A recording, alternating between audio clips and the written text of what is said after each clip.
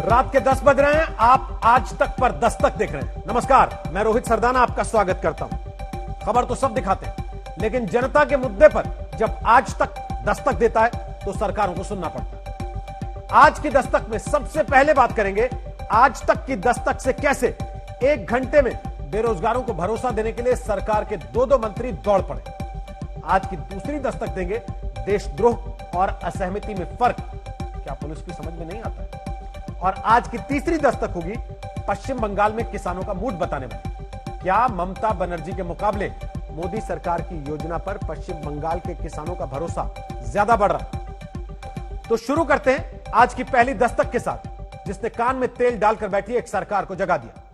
कल रात 10 बजे हमने देश के 3 राज्यों में, राजस्थान, उत्तर प्रदेश और गुजरात में चयन के बाद भी बेरोजगार छोड़ दिए गए नौजवानों का मुद्दा उठाया। खबर चलने के ठीक 1 घंटे के भीतर राजस्थान की पूरी सरकार जाग गई। 2 मंत्री दौड़ते हुए धरना देने वाले बेरोजगार युवाओं के पास पहुंचे। आज तक की दस्तक देखकर 1 घंटे बैठक करके बेरोजगारों को 10 दिन के भीतर सारी समस्याओं का हल निकालने का लिखित भरोसा भी दिया। लेकिन सवाल बाकी है, भरोसा मिला है, नियुक्ति कब मिलेगी? जहां खबर चलते ही दौड़ पड़े 2 मंत्री, ऐसी होती है आज तक की दस्तक। हम बेरोजगार के लिए जितनी आपने आवाज उठाई है, तो गवर्नमेंट हमारी नहीं सुन रही थी। आपकी वजह से गवर्नमेंट ने यह आश्वासन का एक्शन लिया है। जहां रिपोर्ट चलते ही मंत्री लिखित भरोसा देने लग जाएं, ऐसी होती है आज तक की दस्तक। दस्तक में हमारा स्पेशल 2 बार प्रोग्राम दिखाया। तो आपको बहुत बहुत धन्यवाद, आपने बेरोजगारों की आवाज बुलंद की। आज तक है तो नौजवानों को भरोसा है, और इस भरोसे के लिए जयपुर से लगातार दस्तक देते रहे संवाददाता शरद कुमार 9 दिन से अपनी अटकी हुई नौकरियों के लिए धरना देते हजारों बेरोजगारों के बीच से शरद कुमार रिपोर्टिंग करते रहे। नतीजा ये कि जिस धरना स्थल पर 9 दिन के बाद सरकार का एक मंत्री कदम रखने को तैयार नहीं हो रहा था और फंसी हुई सरकारी भर्तियों को जारी कराने में बेरोजगार तड़पने लगे थे, वहां से 23 फरवरी की रात 10 बजे आज तक के शो दस्तक में रिपोर्ट चलती है। ये वो नौजवान है जिनके पास डिग्री है, योग्यता है, लेकिन नौकरी नहीं है। आपने हमेशा सुना होगा, पढ़ोगे लिखोगे तो बनोगे नवाब। लेकिन क्या कारण है कि हालत अब पढ़ोगे लिखोगे तो बनोगे बेरोजगार जैसी हो रही? आज इसकी एक बड़े स्तर पर जमीनी रिपोर्टिंग के साथ रिपोर्ट हमने आपके लिए तैयार की है। संवाददाता शरद कुमार नौजवानों की मांग को सरकार तक पहुंचाते हैं। 7 साल हो गए, ज्वाइनिंग नहीं दे रहे, अभी तक सिलेक्शन भी हो गया, डॉक्यूमेंट वेरिफिकेशन सब कुछ हो गया। हम मरे चाहिए, हम ऐसे ही धूप में रहेंगे। मंगलवार रात 10 बजे दस्तक ने राजस्थान के बेरोजगारों पर रिपोर्ट दिखाई। ठीक 1 घंटे के भीतर रात 11 बजे राजस्थान के 2 मंत्री बेरोजगारों के बीच पहुंच जाते हैं। आपकी टीवी स्क्रीन पर इस वक्त जो तस्वीर है वो मंगलवार रात 11 बजे की है। गहलोत सरकार के मंत्री सुभाष गर्ग और राजेंद्र यादव आज तक की रिपोर्ट देखने के बाद धरना देते नौजवानों को भरोसा देने पहुंचते हैं। आप हमारी मंशा पर शक ना करें, ये मैं कह सकता हूं। और ये कमेटी जल्दी ही 10 दिन में ही एक बैठक करेगी, जिसमें आपके प्रतिनिधि बुलाए जाएंगे। और फिर देखिए आपकी दस्तक का असर क्या होता है। मंत्रियों ने भरोसा दिया, लिखित भरोसा, साइन करके भरोसा। वो भरोसा जो आपकी दस्तक के बाद एक सरकार को देना पड़ा। कहना पड़ा कि कमेटी बनाकर सारी मांगे नौकरी देने की सुनेंगे, 10 दिन में बैठक बेरोजगारों के साथ करेंगे। रात को दस्तक में प्रोग्राम दिखाए जाने के बाद राजस्थान सरकार के 2 मंत्री धरना स्थल पर पहुंचे और बेरोजगारों से वादा किया कि उनकी मांगों को 10 दिन में पूरा किया जाएगा। इसके बाद धरना आज खत्म कर दिया गया है। हमारी कोशिश रहती है कि हम अपने दस्तक प्रोग्राम के जरिए लोगों की समस्याओं को उठाएं। सरकार अगर नहीं सुन रही है तो सरकार तक आवाज पहुंचाएं, और हमारी ये कोशिश यहाँ पर सफल हुई है। हम बेरोजगार के लिए जितनी आपने आवाज उठाई है, तो गवर्नमेंट हमारी नहीं सुन रही थी। आपकी वजह से गवर्नमेंट ने यह आश्वासन का एक्शन लिया है लिखित में। हम आपका बहुत बहुत तहे दिल से शुक्रिया करते हैं। हमेशा आपके साथ रहेंगे और आपकी आवाज जैसे हमारी बुलंद करते हो, हम आपका बहुत धन्यवाद करते हैं। मैं आज तक को और आपको भी धन्यवाद देना चाहूँगा, जो आपने दस्तक में हमारा स्पेशल 2 बार प्रोग्राम दिखाया, हमारी आवाज बुलंद की। आवाज लोकतंत्र में चौथे स्तंभ से बुलंद होती है, आपने बुलंद की, तो इसका परिणाम है कि आज हमें न्याय मिला है। और मुझे विश्वास है कि आगे भी आप बेरोजगारों का ऐसा साथ देते रहेंगे। इसके बाद मुख्यमंत्री अशोक गहलोत को भी कहना पड़ता है कि बेरोजगारों पर दस्तक उन तक पहुंची है। सरकारें कम करती है। हमारे यहाँ पत्रकार के मास्टर वाले वो हमारा नौजवान साथी का नाम उपेंद्र यादव, उपेंद्र यादव जी, पर हमने उनकी भावना का तो नहीं किया, यही जम्मू कश्मीर। दस्तक के दम पर मिले सरकारी भरोसे के कारण ही जहां धरना चल रहा था वहां सड़क खाली होने लगी, जहां भीड़ जुटी थी बेरोजगारों की वहां दरिया समेटी जाने लगी। प्रदर्शनकारियों के हाथ से बनाई गई तख्तियां किनारे हो गईं, गद्दे सिमट गए, बैग पैक हो गए, धरना खत्म हुआ।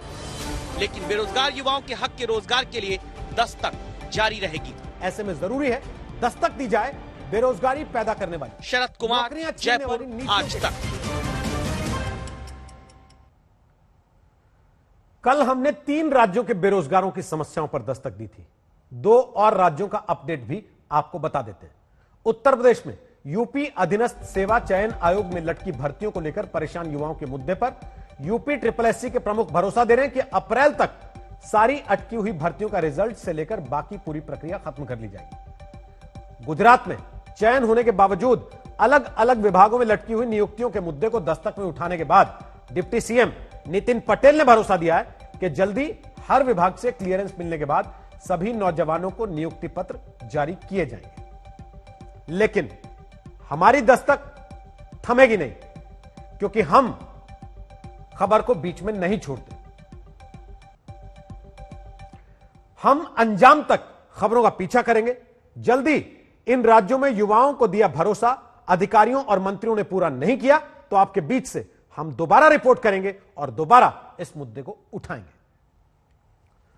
और अब खबरों की दस्तक में बात उस मुद्दे की जिसने कल शाम से एक बार फिर सुर्खियां बटोरी। मुद्दा है देशद्रोह का कानून, क्योंकि देशद्रोह के अपराध और सरकार के विरोध में जो फर्क अदालतें बताती आई हैं, आरोप है उसी फर्क को पुलिस भूल जाती है। नतीजा, देशद्रोह की आरोपी पर्यावरण एक्टिविस्ट दिशा को जमानत देते हुए दिल्ली की अदालत कड़ी और सख्त टिप्पणियां करती है। पहले देखिए कि देशद्रोह का कानून क्या है। आईपीसी की धारा 124A के तहत कानून कहता है कि बोले या लिखे गए शब्दों या संकेतों के जरिए या वीडियो के जरिए जो कोई भी भारत में कानून से स्थापित सरकार के प्रति घृणा पैदा करेगा या पैदा करने की कोशिश करेगा, असंतोष पैदा करेगा या करने का प्रयास करेगा, उसे आजीवन कारावास या 3 वर्ष तक की कैद और जुर्माना अथवा सभी तरीकों से दंडित किया जा सकता है। यह कानून में लिखा है, जिसका एक एक शब्द हमने आपको बताया। लेकिन होता क्या? आरोप है कि कानून की गलत व्याख्या करते हुए जगह जगह पुलिस देशद्रोह के फर्जी मुकदमे लगाती है, जिसके कारण केस सैकड़ों पर होते हैं, दोषी साबित 10% हो पाते हैं। विरोधी ताकतें थी वो सक्रिय थी। केस में कुछ है ही नहीं सिवा बीजेपी की नफरत, हर विरोध के संबंध। लोअर कोर्ट का निर्णय कोई फाइनल निर्णय नहीं होता। बेल मिलना लाजमी था, जबरदस्ती उसको जेल में डाला गया। मोदी जी का विरोध करते करते देश का विरोध ना करें। गणेश जी की आकृति से जुड़ी नेम प्लेट वाला ये घर 22 साल की पर्यावरण कार्यकर्ता दिशा का है। ये दिशा की माँ है। ಒಂದೇನು ಅಂದ್ರೆ ನ್ಯಾಯಾಂಗ ವ್ಯವಸ್ಥೆ ಏನಿದೆ ನಮ್ಮ ದೇಶದಲ್ಲಿ ಅದರ ಮೇಲೆ ನಂಬಿಕೆ ಇದೆ। अनेकता में एकता वाले देश भारत की साइबर सिटी बेंगलुरु में दिशा की मां ने कन्नड़ में कहा है, हमें हमारे देश की कानून व्यवस्था पर भरोसा है। और ये 22 साल की उसी दिशा के पिता, जिसे दिल्ली पुलिस ने किसान आंदोलन में अंतर्राष्ट्रीय साजिश का हिस्सा बताते हुए देशद्रोह के आरोप में गिरफ्तार किया था। बेटी को जमानत मिलने के बाद पिता भी देश की कानून व्यवस्था पर भरोसा जताते हैं। We have not done anything wrong. I am an Indian. We have to respect our country's rules and regulations. दिशा अभी भी देशद्रोह की आरोपी कोई बरी नहीं हुई, लेकिन देश में एक बहस फिर से शुरू होती है। आईपीसी की धारा 124 है, यानी देशद्रोह को लेकर बहस इस बात की कि क्या अब देशद्रोह की धारा में संशोधन या बड़े बदलाव की जरूरत है, क्योंकि भारत में 1860 में आए इस कानून को 10 साल बाद अंग्रेजों ने 1870 में आईपीसी एक्ट में शामिल किया था। मकसद था उन लोगों को रोकना जो अंग्रेजों को चुनौती देते थे, मतलब देश के क्रांतिकारी। आईपीसी की धारा 124A के तहत महात्मा गांधी और लोकमान्य बाल गंगाधर तिलक पर मामला दर्ज किया गया था। आरोप था कि अंग्रेजी सरकार के खिलाफ लेख लिखा। देश में अंग्रेजों के जमाने के सैकड़ों कानून खत्म किए गए, लेकिन क्या 124 से देशद्रोह का कानून जैसे अंग्रेजों के जमाने में था वैसा ही जस का तस चला आ रहा है? धारा 124 capital A Indian penal code के अंतर्गत कहा जाता है कि अगर सरकार के खिलाफ आप ऐसे अल्फाज इस्तेमाल करोगे और सरकार को डिस्टेबलाइज करने की कोशिश करोगे और जो आम आदमी का नजरिया है सरकार के प्रति उसमें कोई आंच लगाने की कोशिश करोगे तो निश्चित रूप से आपके खिलाफ सेडिशन का केस हो सकता है। लेकिन ये एक जब आपको मालूम है तो अंग्रेज जब यहाँ राज कर रहे थे ये तब का कानून है और अंग्रेजों ने तो अपना कानून इस कानून को रद्द कर दिया इंग्लैंड में, लेकिन हमारे यहाँ अभी भी ये कानून चलता आ रहा है। 1947 में भारत का निजाम और निशान बदला और 1950 में देश का विधान बदला, लेकिन नहीं बदला तो देशद्रोह का कानून। राजद्रोह से उसका नाम देशद्रोह तो हो गया, लेकिन उसके अंदर की सारी चीजें वही रही। इस दौरान कई बार ये बातें उठी कि लोकतंत्र के हिसाब से इसमें बदलाव और सुधार किए जाने चाहिए, लेकिन बातें बातों तक ही सीमित रह गई, कोई ठोस कार्रवाई अब तक नहीं हुई। और यही वजह है कि देशद्रोह के नाम पर मुकदमे तो बहुत तेजी से दर्ज कर लिए जाते हैं, लेकिन सजा 1% लोगों को भी नहीं मिलती, क्योंकि इसे साबित करना बहुत ही दुरूह और मुश्किल होता है, और वो भी आज की 21वीं सदी में। नेशनल क्राइम रिकॉर्ड ब्यूरो के आंकड़े कहते हैं 2014 से 19 तक 124 ए के तहत 559 लोगों को गिरफ्तार किया गया। इनमें से सिर्फ 10 लोगों को ही दोषी ठहराया गया। तो सवाल उठता है, अगर देशद्रोह के मामले पुलिस अलग अलग राज्यों में दर्ज करती है तो ज्यादातर केस में सजा क्यों नहीं दिला पाती? इसका जवाब हमने रिटायर्ड जस्टिस मदन लोकुर से पूछा है।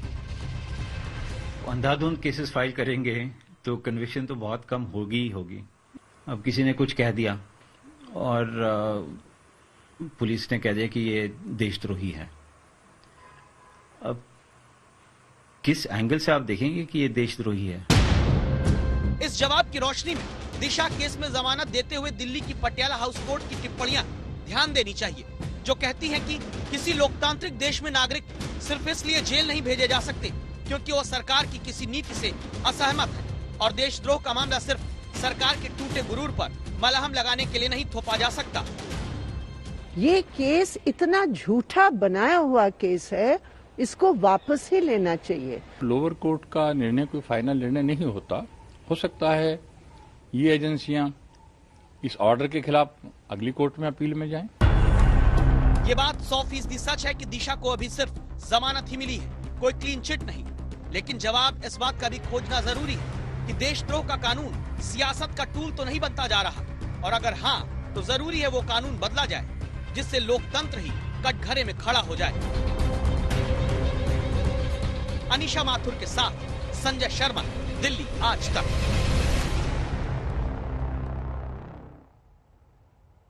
ऐसा नहीं है कि 2014 के पहले देशद्रोह के केस दर्ज नहीं होते थे। 2012 में कार्टूनिस्ट असीम त्रिवेदी पर देशद्रोह का केस लगाकर वापस लेना पड़ा था। 2012 में ही केंद्र में कांग्रेस की सरकार रहते तमिलनाडु में परमाणु ऊर्जा संयंत्र का विरोध करते 9000 लोगों पर देशद्रोह का केस दर्ज किया गया था, जिनमें से ज्यादातर दावा है अज्ञात लोग थे। देशद्रोह के कानून के समर्थक और विरोधियों के तर्कों को भी आपको एक बार देखना चाहिए।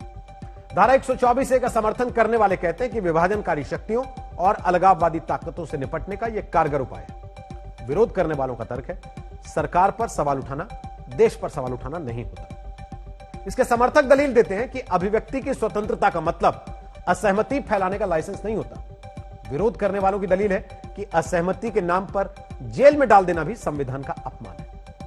समर्थकों की एक दलील यह भी है कि अगर कोई देश में अराजकता की स्थिति पैदा करने की कोशिश करता है तो देशद्रोह कानून इसे कम करने में मदद करता है। 124 के खिलाफ आवाज उठाने वाले कहते हैं कि इस कानून के जरिए पुलिस के सहारे सरकारें सिर्फ जबरन दबाव बनाने की कोशिश करती है। इन दोनों तर्कों के बीच अब हम चलते हैं उन एक्सपर्ट्स के पास जिनसे हमने इस कानून को लेकर उठे कुछ सवाल आपके लिए पूछे।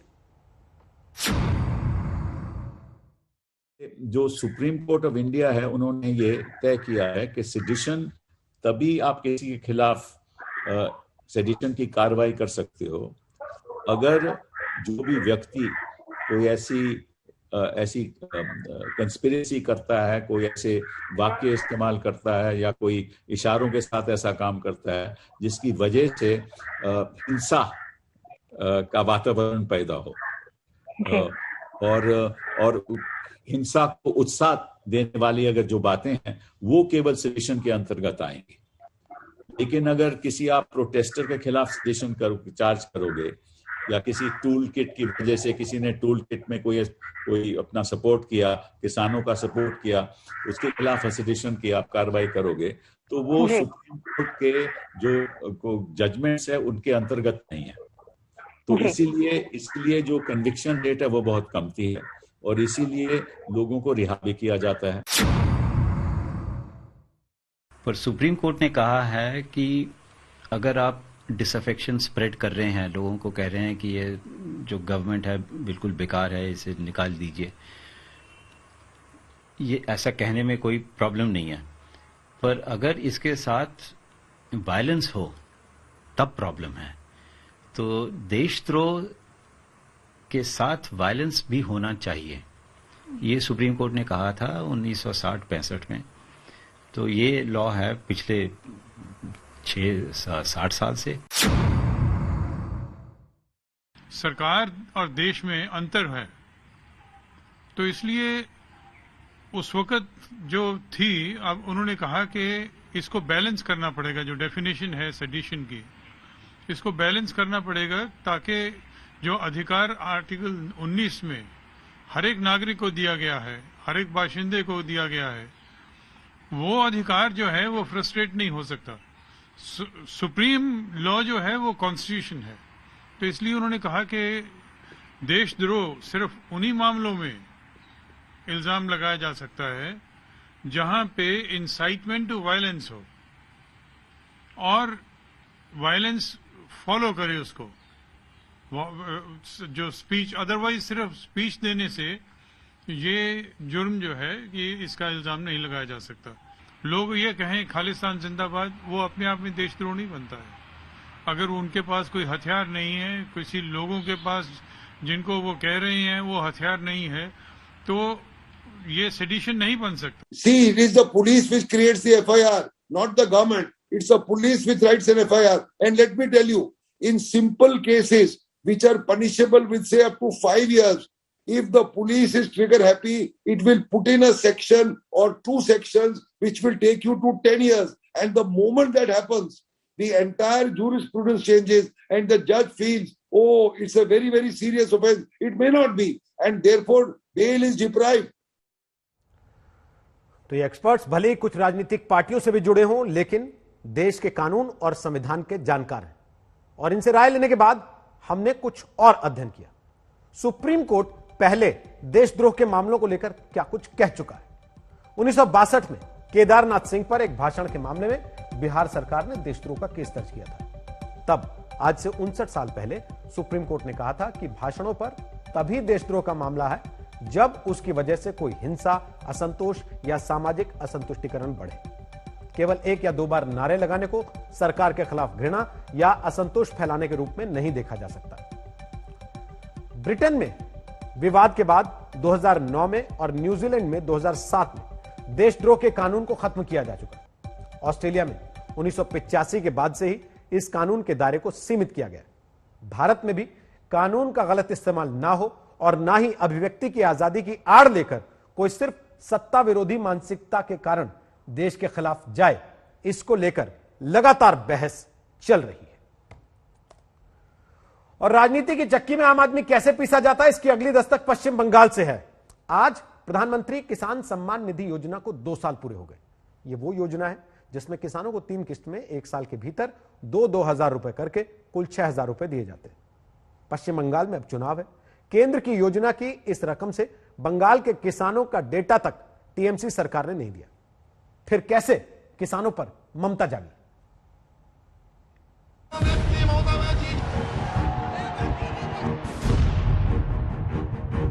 ममता दीदी को पूछे कितने बैंक अकाउंट नंबर भेजे आप, सिर्फ फेस सेविंग के लिए चिट्ठी भेज दी।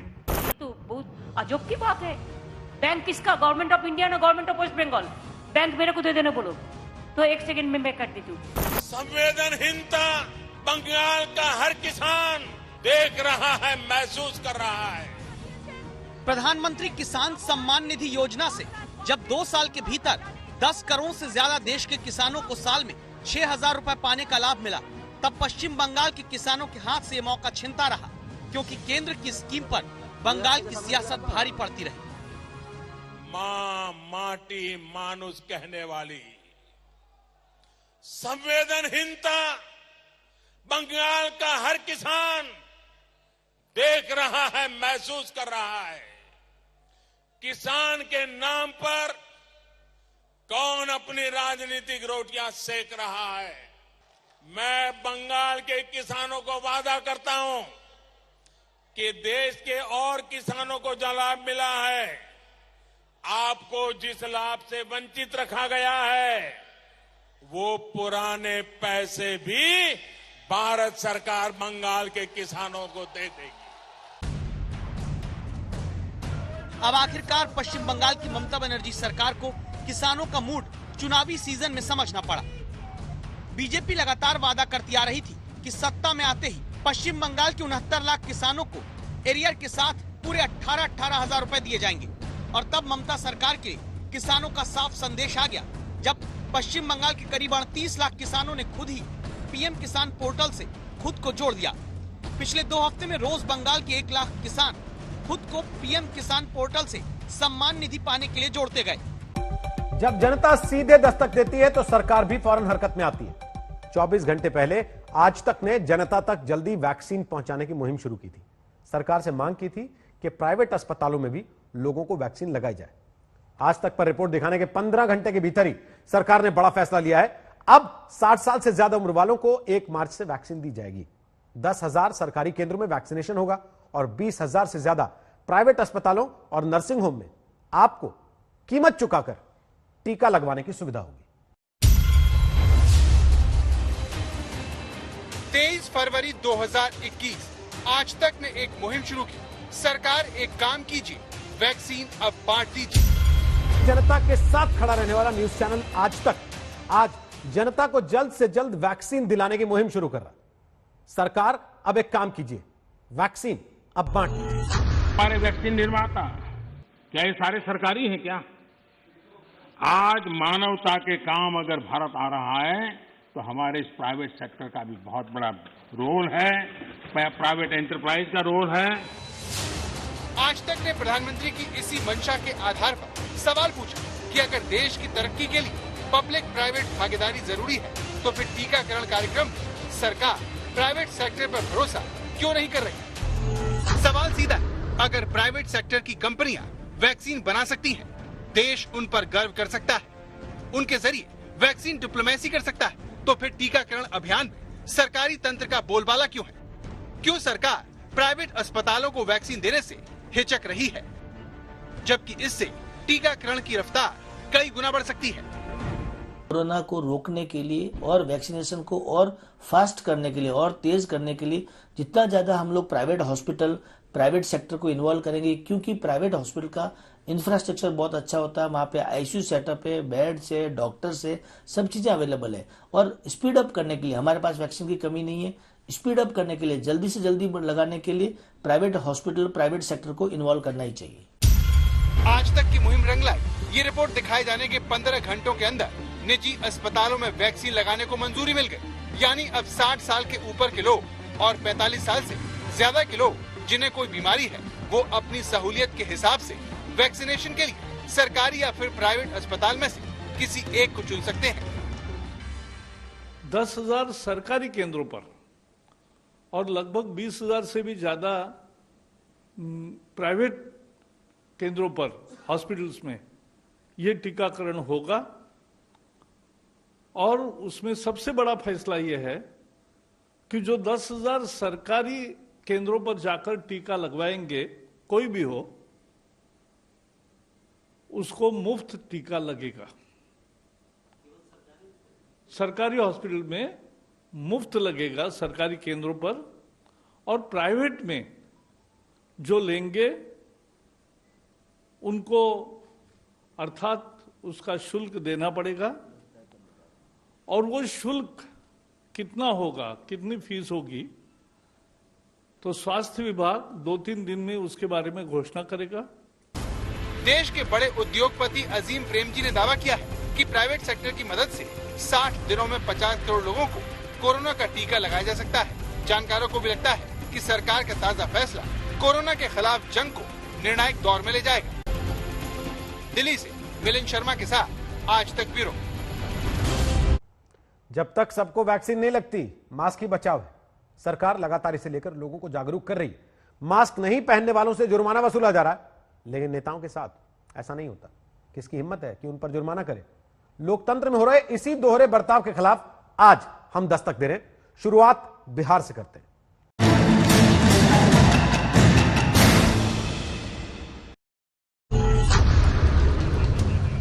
बात क्या शादी में आया?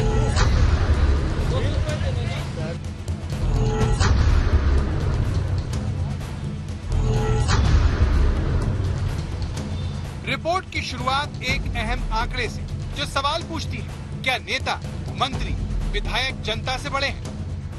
पंजाब, जहां मास्क न पहनने पर लोगों पर 1.5 करोड़ रुपए का फाइन लगा। मुंबई, जहां मास्क न पहनने पर जनता को 30 करोड़ 50 लाख रुपए की चपत लगी। बिहार, जहां पिछले साल लॉकडाउन के 3 महीनों में ही पब्लिक की जेब से 12,77,000 रुपए निकल गए। लेकिन नेताओं का क्या? उनसे जुर्माना क्यों नहीं वसूला जाता? कैसे सिस्टम का सारा जोर सिर्फ जनता पर चलता है? ये बात आप बिहार विधानसभा की तस्वीर देखकर खुद ब खुद समझ जाएंगे।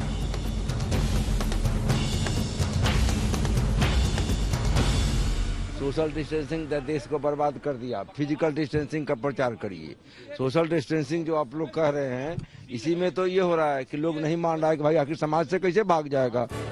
तो क्या इसी सोच के चलते बिहार विधानसभा में विधायक मास्क नहीं लगा रहे, जिसने जागरूकता के ऐसे पोस्टरों को बेमानी कर दिया है? बिहार विधानसभा में कोई मास्क क्यों नहीं पहन रहा? आज तक संवाददाता रोहित कुमार सिंह ने ये सवाल कांग्रेस के विधायक मुन्ना तिवारी से किया, तो उनका जवाब था, कौन सा कोरोना? कोरोना अभी खत्म नहीं हुआ, आपका मास्क करना। देखिए, कोरोना तो हमारे बिहार में था ही नहीं। हम तो मानते कोरोना को नहीं है। इसलिए नहीं मानते हैं कि जब कोरोना पिकअप पर था तो हम लोगों ने जिस तरीके से जल सेवा की भावना से रोड पर, सड़क पर उतर के हम लोगों ने जल सेवा कर रहे काम किया, तो कोरोना उस समय नहीं था। अब तो वैक्सीन आ गया है, देश में वैक्सीन लॉन्च कर रहा है। विधानसभा में भी अगले सप्ताह या अगले महीने में लॉन्च करेगा। हम लोग इंजेक्शन लेंगे तो कोरोना नहीं है। राहुल गांधी भी अपनी पार्टी के इस विधायक की बात सुनकर हैरान हो जाएंगे। लेकिन सवाल ये है कि क्या कोई आम आदमी जिसका मास्क न पहनने पर जुर्माना लगाया जा रहा हो, वो ये कहकर बच सकता है? जवाब आप जानते हैं। कोरोना से डर नहीं लगता? काहे कौन चीज कोरोना से डर? हमको ना हार्ट का प्रॉब्लम है, ना किडनी का प्रॉब्लम है। हम लोग कोई प्रॉब्लम नहीं, तो कोरोना आएगा कहाँ से? हम लोग मेहनतकश आदमी है। हम लोग को है कोरोना नहीं है। हम लोग किसान के घर से आते हैं, किसान के बाल बच्चे हैं। खेत में भी हम लोग काम करने का मौका मिलता है। हम लोग कुदाल भी चलाते हैं, खुरपी भी चलाते हैं, तो हम लोग कोरोना कहाँ से आएगा? बिहार विधानसभा में क्या पक्ष क्या विपक्ष, कोरोना को लेकर जागरूकता की भारी कमी है। नियमों की धज्जियां उड़ रही हैं। विधायक मंत्री छोड़िए, डिप्टी सीएम तारकिशोर प्रसाद खुलेआम बिना मास्क के घूम रहे हैं। तो आप यहाँ पे तस्वीरें देख सकते हैं। डिप्टी सीएम तारकिशोर प्रसाद ने भी मास्क नहीं पहना हुआ है। बगैर मास्क के नहीं प्रवेश करें भवन में। नहीं, मास्क तो है, मास्क तो है ये, मास्क तो है ये, क्या दिक्कत? तो लगाना भी चाहिए था ना। लगाए थे भैया। आप किसी से बात कर रहे हैं तो मास्क हटा के ना बात करेंगे। सवाल यह है कि जो नेता जनता पर जुर्माना लगाने वाले कानून बनाते हैं, वो खुद उनका पालन क्यों नहीं करते? क्या नेता खुद को कानून से ऊपर समझते हैं? क्योंकि जब आज तक संवाददाता रोहित कुमार सिंह ने जीवेश मिश्रा से मास्क न पहनने की वजह पूछी, तो वो भड़क गए। माननीयों के साथ साथ मंत्री लोगों ने भी जो है वो मास्क नहीं लगाया हुआ है। जीवेश जी, मास्क आपने नहीं पहना हुआ है, कोरोना का खतरा भी खत्म नहीं हुआ है। ये मास्क पहना हुआ है, आपको दिखा नहीं? अफसोस, लेकिन आपने उसके नीचे किया। अफसोस। आप जब प्रश्न पूछेंगे तो हटाकर ही जवाब देंगे ना। कोरोना खत्म हो गया है, अभी खतरा बरकरार है? नहीं, कोरोना का खतरा तो बरकरार है ही। और आपको भी हम कहेंगे जो पूरा ध्यान रखिए, इसका ख्याल करिए। आप लोग बहुत सट के प्रश्न पूछ रहे हैं, एकदम सटे हुए हैं। थोड़ा दूरी बना के प्रश्न पूछिए। ठीक। कौन सट कर कोरोना के खतरे को बढ़ा रहा है, अब उसका सबूत देखिए।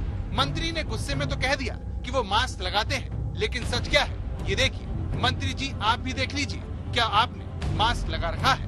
अफसोसजनक तो ये है, लेकिन अपनी गलती को छिपाने वाले जीवेश मिश्रा अकेले नहीं है। मदन साहनी को भी आप बिना मास्क लगाए खड़ा हुआ देख सकते हैं, लेकिन जब इनसे मास्क को लेकर सवाल हुआ तो इन्होंने तुरंत पलटी मार दी। मदन साहनी जी, मास्क आप लोग क्यों नहीं पहनते? नहीं, मास्क हम लोग निश्चित रूप से मास्क का इस्तेमाल करते हैं। गाड़ी के अंदर में भले नहीं लगावे, लेकिन बाहर में सदन के अंदर या कहीं भी सार्वजनिक जगह पर हम लोग इसका इस्तेमाल। मंत्री जी का मास्क क्या कभी जेब से निकल भी पाता होगा?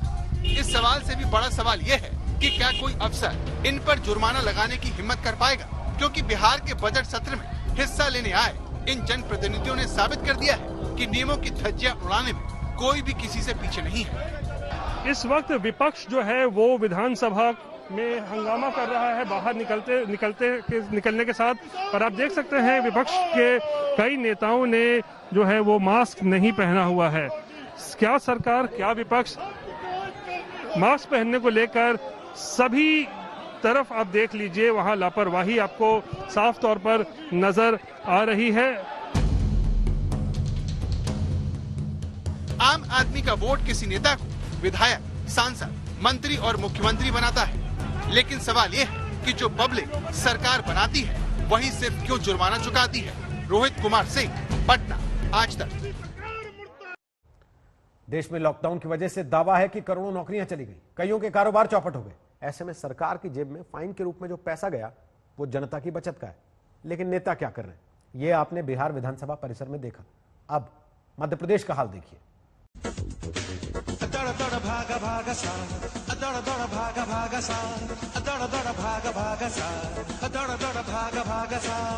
मध्य प्रदेश में कोरोना जितना सख्त होता जा रहा है, नेताओं की जागरूकता उतनी ही कमजोर हो रही है।